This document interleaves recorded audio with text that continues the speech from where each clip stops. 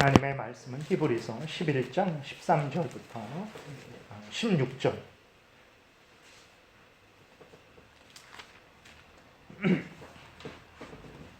히브리서 11장 13절부터 16절. 우리 교독하겠습니다. 이 사람들은 다 믿음을 따라 죽었으며 약속을 받지 못하였으되 그것들을 멀리서 보고 환영하며 또 땅에서는 외국인과 나그네임을 증언하였으니 그들이 이같이 말하는 것은 자기들이 본향 찾는 자임을 나타냄이라. 그들이 나온 바 본향을 생각하였더라면 돌아갈 기회가 있었으려니와 그들이 이제는 더 나은 본향을 사모하니 곧 하늘에 있는 것이라. 이러므로 하나님이 그들의 하나님이라 일컬음 받으심을 부끄러워하지 아니하시고 그들을 위하여 한 성을 예비하셨느니라. 아멘. 기도드리겠습니다. 하나님, 이 시간 또 하나님 말씀을 우리가 함께 전하고 듣습니다. 성령께서 역사하셔서 우리를 향한 하나님의 뜻을 잘 깨달아 알게 도우소서. 그래서 알려주시는 대로 믿고 따르게 도우소서. 이 땅에서 세속에 물들지 않을 것이고 악한 사탄마귀의 유혹에 빠지지 않을 것이고 반드시 하나님이 약속하신 그 천국에 이르게 될 줄을 믿습니다. 온전히 성령께서 주장하여 주옵소서. 예수님 이름으로 기도드렸습니다. 아멘. 오늘 오전 설교 때 또 이렇게 예로 드는 본문으로 사용했던 것입니다. 이 전체적인 내용은 이제 우리 믿음의 모든 조상들이 이제 이 땅에 살았지만 이 땅에서 영원히 살 것을 전혀 생각하지 않았고 더 나은 본향, 다시 말해서 그냥 그 육신의 아버지의 그 고향을 찾아서 살아가는 삶이 아니라 하늘에 계신 하나님 아버지의 그 천국을 향하여 나아갔다라는 것을 이야기하고 있습니다. 그래서 오늘 살펴볼 것이 사도신경의 몸이 다시 사는 것과 영원히 사는 것을 믿습니다라는 그 부분인데 부활에 대한 부분이죠. 부활의 우리에게 알려주는 것은 무엇이냐면 이 땅은 영원히 살 땅이 아니다. 우리는 죽었다가 다시 살아날 것인데 우리는 죽었다가 다시 살아난 다음에는 천국에서 영원히 하나님과 함께 영생을 누릴 것이다. 이것을 알려주는 거예요. 그래서 우리가 늘 예배 드리기 전에 사도신경으로 신앙을 우리가 고백할 때 몸이 다시 사는 것과 영원히 사는 것을 믿습니다. 그 의미를 늘 생각을 해야 됩니다. 우리가 신앙 고백할 때는 빨리빨리 신앙 고백을 하니까 충분히 생각하지는 못하지만 우리가 예배를 다 끝나고 나서 또 집에 돌아갔을 때든지 아니면 길을 걸어갈 때든지 몸이 다시 사는 것과 영원히 사는 것, 우리가 부활한다. 근데 부활이 무엇을 우리에게 알려주냐? 이 땅은 영원히 살 곳이 아니다. 이 땅의 것들도 우리가 영원히 누릴 것도 아니다. 우리는 천국에서 영원히 살 것이고 우리는 그 천국에서 하늘에 하나님이 주시는 그 신령한 은혜들을 다 받아서 거기에서 누리게 될 것이다 라는 그러한 의미를 깊이 늘 되새겨야 되는 것입니다. 좀 이렇게 오늘 또 제네바 교리문답 본문으로 들어가서 살펴보겠습니다. 106문인데 우리 같이 읽고 답하겠습니다. 다음에 나오는 말은 무엇입니까? 몸이 다시 사는 것과 영원히 사는 것입니다. 그러니까 이제 지난번에 했던 것이 이제 성령을 믿사오며 그 다음에 교회에 대한 그러한 부분, 교회에 속한 자들에게 주어지는 은혜들에 대해서 이야기를 하는 거죠. 그래서 거룩한 공예를 믿습니다. 성령을 믿습니다. 거룩한 공예를 믿습니다. 성도가 서로 교통하는 것을 믿습니다. 죄를 사하여 주시는 것을 믿습니다. 그리고 몸이 다시 사는 것과 영원히 사는 것을 믿습니다. 라고 이렇게 이제 마지막 고백을 하고 있는 거예요. 그래서 그 다음에 나오는 것은 무엇입니까? 그랬을 때 죄를 사하여 주시는 것 다음에 무슨 고백입니까? 몸이 다시 사는 것과 영원히 사는 것을 믿습니다. 라는 그 고백이 있죠. 그래서 우리가 늘 생각해야 됩니다. 우리는 다시 살아요. 우리 몸은 다시 삽니다. 근데 이 땅에서 다시 살지 않습니다. 우리가 이 땅에서는 70년, 80년을 살아요. 그러다가 대개 100세가 되기 전에 모두 죽습니다. 거의 대부분이 죽죠. 100세 이상 사시는 분들은 참 아주 드물죠. 우리 김정식 권사님께서도 조금 있으면 이제 백수를 바라보시는 거죠. 그렇게 그 외에는 다 대부분이 100세를 넘지 못하죠. 한재승 권사님도 90 중간 정도 되셨죠. 그 정도 93, 그 정도 참 대단하시죠.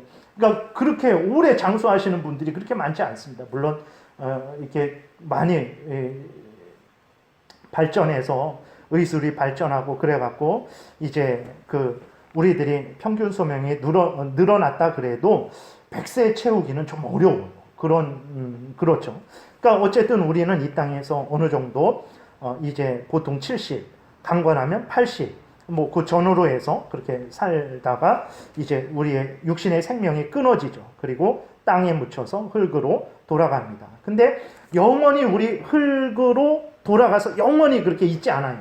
우리가 죽자마자 예수 그리스도를 믿는 사람들은 죽자마자 즉시로입니다. 뭐 구천을 떠돌다가 뭐 그런 거 없어요.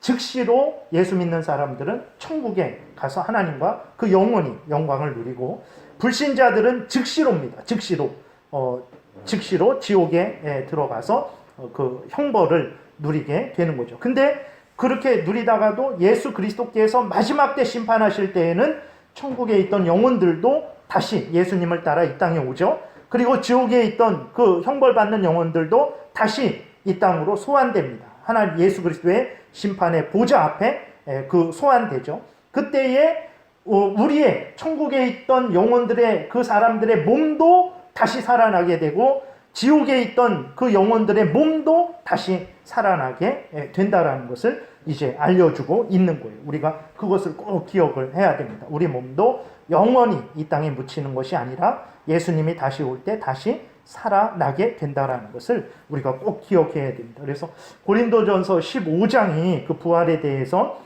말씀하고 있는 장인데 12절부터 우리 번갈아서 교독을 하겠습니다. 고린도전서 15장 12절부터 교독하겠습니다. 그리스도께서 죽은 자 가운데서 다시 살아나셨다 전파되었거늘 너희 중에서 어떤 사람들은 어찌하여 죽은 자 가운데서 부활이 없다 하느냐. 만일 죽은 자의 부활이 없으면 그리스도도 다시 살아나지 못하셨으리라. 그리스도께서 만일 다시 살아나지 못하셨으면 우리가 전파하는 것도 헛것이요 또 너희 믿음도 헛것이며 또 우리가 하나님의 거짓 증인으로 발견되리니 우리가 하나님이 그리스도를 다시 살리셨다고 증언하였습니다. 만일 죽은 자가 다시 살아나는 일이 없으면 하나님이 그리스도를 다시 살리지 아니하셨으리라. 만일 죽은 자가 다시 살아나는 일이 없으면 그리스도도 다시 살아나신 일이 없었을 터이요. 그리스도께서 다시 살아나신 일이 없으면 너희의 믿음도 헛되고 너희가 여전히 죄 가운데 있을 것이요. 아멘. 그러니까 고린도전서 오늘 같이 교독한 본문에서 이제 이야기하고 있는 것은 무엇입니까? 죽은 자가 다시 사는 게 있다라는 거예요. 죽은 자가 다시 사는 것을 하나님이 만드셨기 때문에 예수님도 다시 사셨다라는 거예요. 죽은 자가 다시 살아나는 것이 하나님의 뜻이 아니라면 그건 예수님도 다시 살아나지 않았을 것이라는 것입니다. 근데 하나님께서 죽은 자가 다시 사는 것을 만드셨기 때문에 예수 그리스도도 죽은 자 가운데서 다시 살아나셨다라는 것입니다. 그 다음에 이제 죽었다가 다시 살아나면 또 죽냐? 그랬을 때에 또 죽지 않습니다. 영원히 삽니다. 나사로는 또 죽었는데요. 나사로는 부활이 아니에요. 그거는 썩었던 몸이 영광스럽게 그렇게 부활된 것이 아니라 그냥 죽었던 게 다시 살아난 거예요. 그건 부활이 아닙니다. 부활은 좀 더 이따가 설명하겠지만 예수 그리스도의 몸과 같이 이제 영광스럽게 변화되는 그것을 부활이다라고 말을 하는 것이죠. 나사로는 육신이 다시 산 거예요. 그래서 어느 정도 시간이 지나면 그 나사로는 또 죽은 거죠. 그러나 우리들이 부활한 다음에, 진짜 부활한 다음에는 절대로 다시 죽지 않습니다. 영원히 그때는 살아요. 요한계시록 우리가 오늘 본문으로 사용했던 그 21장에도 보게 되면 다시는 사망이 없을 것이다 라고 이렇게 기록이 되어 있어요. 그래서 정리하면 마지막 날에 성경은 부활할 것을 분명히 말하고 있고, 부활한 이후로는 다시 죽지 않고 하나님과 함께 영원히 살 것임을 이제 말씀하고 있는 거예요. 그 다음에 107문 보면 또 읽고 답하겠습니다. 왜 이 조항이 사도신경에 들어가 있습니까? 우리의 참된 행복이 이 세상 안에 있지 않다는 것을 보여주기 위해서입니다. 이것은 두 가지의 목적을 가지고 있습니다. 첫째로 이 세상을 마치 이국 땅처럼 통과해 나아가는 것을 배우며 모든 지상적인 사물들을 억제하며 우리의 마음을 조금도 이러한 것에 두지 않는 것을 배우기 위함입니다. 둘째로 우리는 비록 아직 하나님께서 예수 그리스도 안에서 우리에게 베풀어 주신 은혜의 열매들을 완전히 보지 못한다 하더라도 우리로 하여금 용기를 잃지 않고 계시의 날까지 인내로서 이를 기다리도록 하기 위한 것입니다. 그다음 앞으로 다시 넘겨주세요. 그래서 왜 이 몸이 다시 사는 것과 영원히 사는 것이 이제 우리의 믿음의 고백이거든요. 이것을 고백하지 않으면 이단이 되는 것입니다. 그래서 그럼 이것이 왜 우리로 하여금 이렇게 고백하게 했냐 그랬을 때 이제 참된 행복이 이 세상 안에 있지 않다라는 것을 알려주는 거예요. 그래서 아까 처음에 우리가 106문 할 때 몸이 다시 사는 것과 영원히 사는 그것의 의미, 그것은 바로 우리가 그것을 통해서 이 땅에서 우리가 영원히 살지 않는다. 그리고 이 땅의 것들을 우리가 영원히 누리지 못한다. 우리는 천국에서 영원히 산다. 우리는 천국에서 하나님이 주시는 신령한 은혜들로 영원히 산다. 그래서 이 땅의 마음을 또 이 세상의 것들의 마음을 빼앗기지 말고 하나님께 마음을 두고 천국을 향해서 살아가야 된다라는 것을 알려주기 위해서 이 조항이 들어있는 거예요. 그래서 아주 우리가 명심해야 됩니다. 이 세상에서는 영원히 살지 못해요. 우리가 이 땅에 영원히 살지 못합니다. 그렇기 때문에 이 세상에 우리의 소망을 두어서는 안 됩니다. 내 자식이 있으니까 내 자식은 자식이고 나는 납니다. 그래서 내가 영원히 살지 못하는 거죠. 그렇기 때문에 우리는 자꾸 내 자식이 나처럼 생각을 하죠. 물론 부모로서 자식을 위해서 준비를 해야 됩니다. 그러나 분명한 것은 그거는 자식의 인생입니다.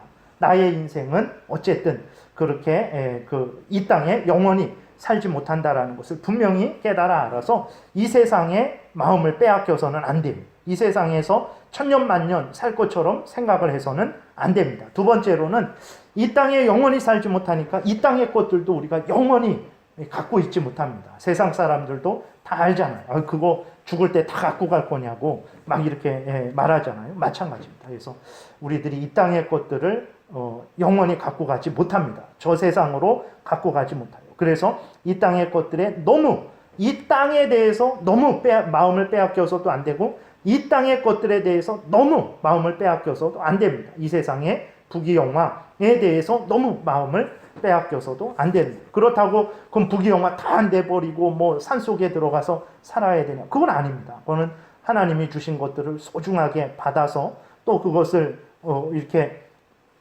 불리고 그것으로 인해서 또 더 풍성한 인생을 얼마든지 살 수 있어요. 그러나 그렇게 풍성하게 받았다고 해서 인생 성공했고 풍성하게 못 받았다고 해서 인생 실패했고 그건 아닙니다. 게을러서 그렇다면 그것은 잘못이지만 그러나 열심히 일했는데 그렇다면 그것은 전혀 이렇게 그렇게 판단할 문제가 아니에요. 그래서 다시 돌아와서 이 세상과 이 세상의 것들에 대해서 우리가 마음을 절대로 빼앗겨서는 안 된다라는 것을 우리가 기억해야 됩니다. 근데 이 세상과 이 세상의 것들에 대해서 우리가 마음을 빼앗기게 되면 반드시 이제 범죄하게 돼요.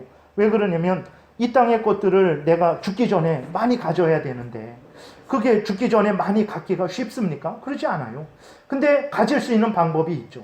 사기치고 도둑질하고 온갖 강탈하고 그렇게 되면 쉽게 가질 수 있죠. 그렇게 되면 그것을 우리가 가졌어요.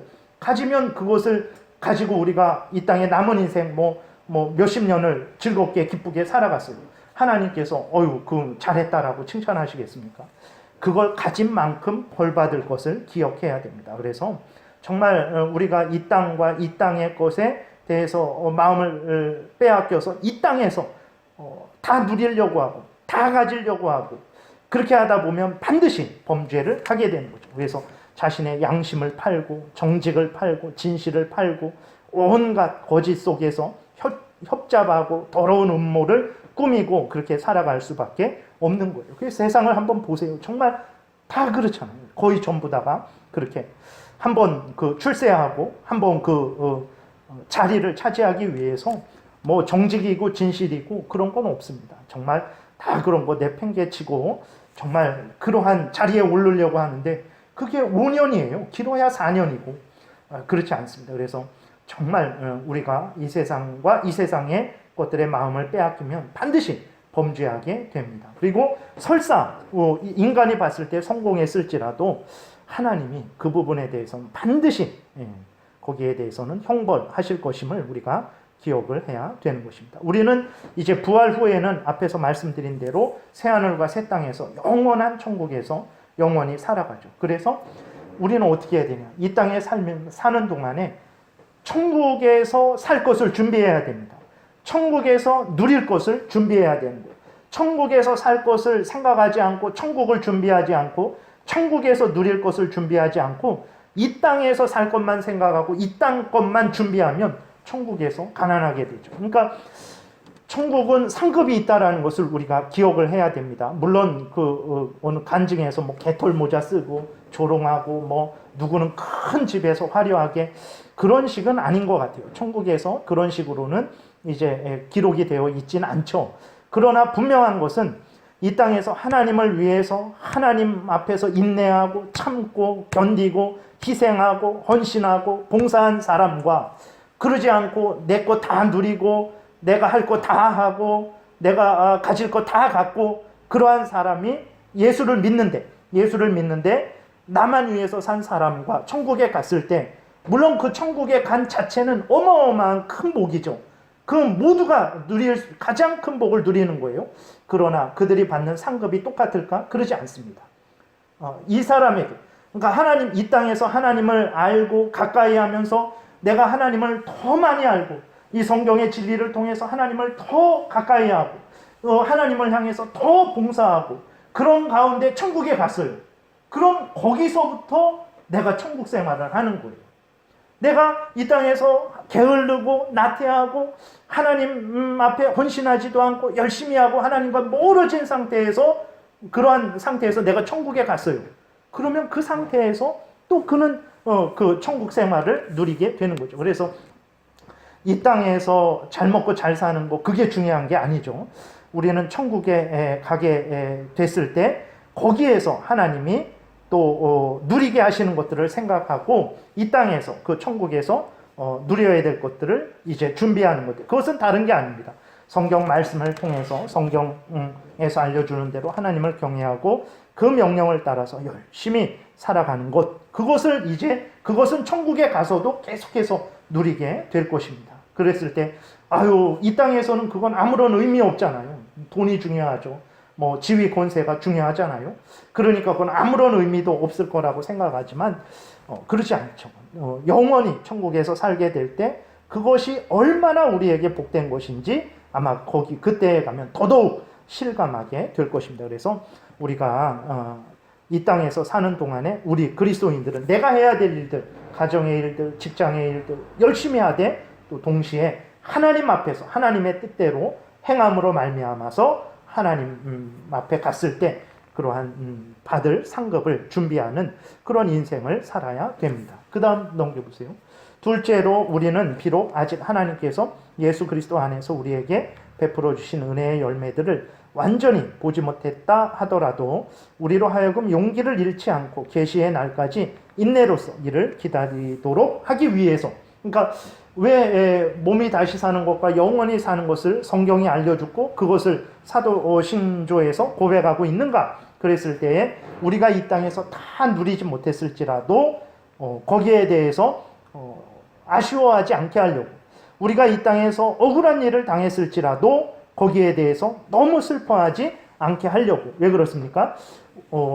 이 땅에서 우리가 다 누리지 못했어요. 하나님 때문에 내가 희생하고 헌신하고 포기하고 저 이렇게 보게 되면 어떤 분은 서울대 나온 사람인데 장교 시험이 주일날이 있어갖고 그것을 보지를 않은 거예요. 그래서 사병으로 그냥 장교로 군 생활을 할 수 있는데도 사병으로 그렇게 했어요.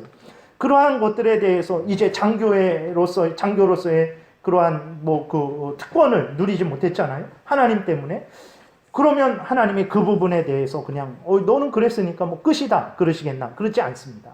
하나님 때문에 희생하고 헌신하고 가져야 될 거 못 갖고 누려야 될 거 못 누린 그것에 대해서 하나님은 갚아주십니다. 반드시 천국에서 갚아주십니다. 그래서 이 땅에서 내가 가져야 될 거 못 갖고 누리지 못할 거 누려야 될 거 못 누렸다고 할지라도 아쉬워할 게 없다라는 거예요. 부활이 있으니까 천국에서 하나님이 갚아주실 것이다. 그러니까 걱정하지 말고 염려하지 말아라. 이 땅에서 억울한 일을 당하죠. 우리가 힘이 있으면 정말 이렇게 갚아줄 수 있지만 힘이 없으면 억울한 일을 당할 수밖에 없어요. 그렇게 되면 하나님이 또 그 부분 우리가 원수에 대해서 거기에 대해서 정당한 보응을 할 수가 없죠. 그렇게 되면 억울하죠. 슬프고 괴롭고 고통스럽죠. 근데 그것 때문에라도 원수의 핍박 때문에 피해를 당했을지라도 그것 때문에 너무 억울해하지 말라라는 거예요. 왜 그렇습니까? 원수 갚는 것이 하나님께 있습니다. 하나님이 이 땅에서도 갚으시고 이 땅에서 안 갚으시면 마지막 심판 때 갚으십니다. 그래서 반드시 그렇게 데살로니가전서에서 후서에서 말씀하고 있는 대로 하나님을 위해 고난받은 우리들에게는 영생으로 영광으로 갚아주시고 하나님을 믿는 사람들을 핍박한 자들에게는 공의의 형벌로 갚아주시는 하나님이다라고 그렇게 기록이 되어 있는 것처럼 하나님은 반드시 갚아줍니다. 그래서 이 부활이라는 것은 그런 것들을 의미하는 거예요. 그래서 내가 이 땅에서 다 누리지 못했을지라도 부활해서 천국에 갔을 때 다 갚아주실 것이다. 내가 이 땅에서 억울한 일을 당해서 내가 거기에 대해서 온전히 정당방위를 하지 못했을지라도 하나님께서 그 원수들에게 다 갚아주실 것이다. 하나도 잃어버리는 일이 없을 것이다 라고 말씀을 해주는 거예요. 그래서 부활을 깊이 생각하게 될 때 내가 다시 천국에서 하나님과 영생을 누리게 된다는 것을 깊이 생각하게 될 때 우리가 참 이 땅에서 여유로운 마음을 가지게 되고 담대한 마음을 가지게 되고 또 어떤 형편 처지이든지 간에 낙심하지 않고 힘을 다해 살아갈 수 있게 되는 것입니다. 그 다음 108문 또 읽고 답하겠습니다. 이 부활은 어떻게 일어납니까? 이전에 이미 죽은 사람들은 그들의 육신을 다시 얻게 될 것입니다.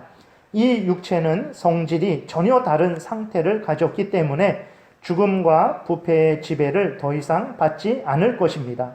그러나 본래의 외적 육체와 동일한 존재 형태를 보존할 것입니다.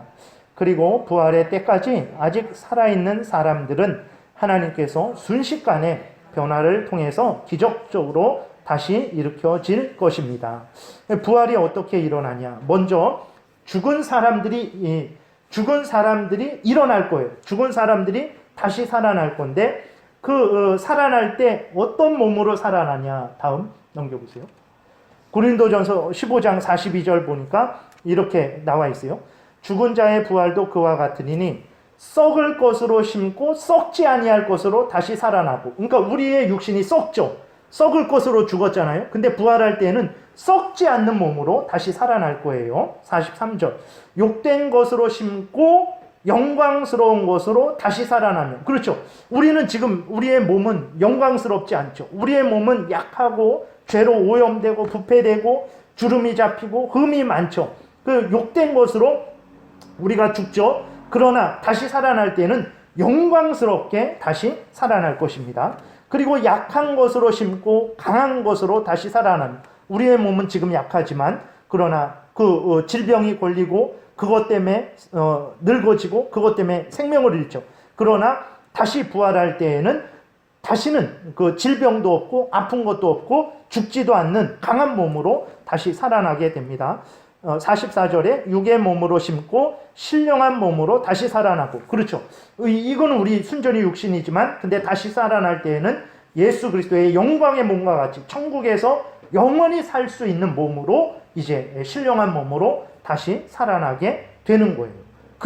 그렇게 부활한다라는 거예요. 똑같이 우리 이 썩을 몸, 약한 몸, 또 욕된 몸으로 다시 살아나지 않고 썩지 않고 영광스럽고 또 강한 것으로 신령한 몸으로 다시 살아난다라는 것을 우리가 기억을 해야 됩니다. 그래서 지금 예를 들어서 어떤 사고로 뭐 이렇게 팔을 다치고 잃어버리기도 하고 어떤 불구가 되기도 하고 너무 우리가 그것 때문에 사실은 인생이 무너지죠. 그런 일을 당하게 됐을 땐 정말 힘들고 어려운 일이지만 그러나 걱정할 거 없습니다. 부활 때에는 다 고쳐지고 다 깨끗하게 영광스럽게 가장 아름다운 모습으로 부활하게 될 것이라는 것을 우리가 기억을 해야 되는 것입니다.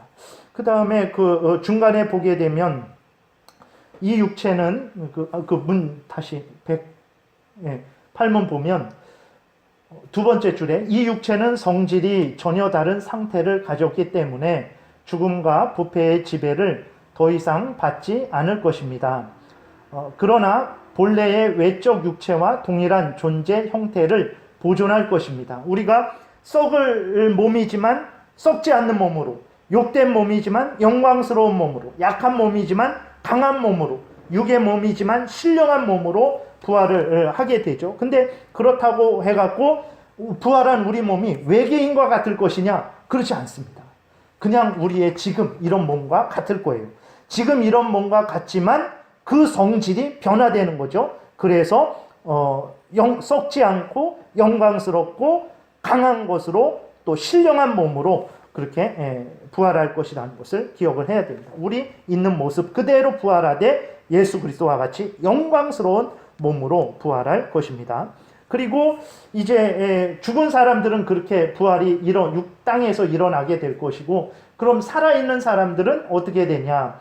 밑에서 세 번째 중간에 보면 그리고 부활의 때까지 아직 살아있는 사람들은 하나님께서 순식간에 변화를 통해서 기적적으로 다시 일으켜질 것입니다. 그러니까 먼저 부활한 사람들이 영광스러운 몸으로, 썩지 않는 몸으로, 그 다음에 강한 몸으로, 신령한 몸으로 변화되어 부활되고, 살아있는 사람들은 그 후에 똑같이 그렇게 영광스러운 몸으로, 썩지 않은 몸으로, 신령한 몸으로, 강한 몸으로 다시 이제 부활하게 된다라는 것입니다. 그래서 이것을 기억해야 되겠고, 그럼 불신자들은 어떻게 되냐? 불신자들도 영광스럽게 강한 몸으로, 썩지 않고 신령한 몸으로 부활하냐? 아닙니다.